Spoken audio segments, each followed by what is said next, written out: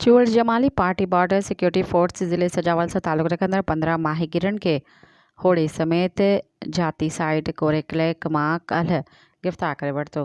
गिरफ़्तार थियल माहिगिर जो ताल्लुक़ जाती जे ॻोठ उमर बोहरियो कामरो सां आहे। गिरफ़्तार थियल माहिगिरन में हमज़ा बहरियो, अब्दुल गफ़ूर बहरियो ऐं अहमद फैज़, अंसार, अब्दुल जब्बार, आदम, ज़ैनुल सलीम, अशरफ उर्स, मोहम्मद बचल, इसहाक, करीम बख्श ऐं मुश्ताक वल्द आचार बहरियो शामिल आहिनि।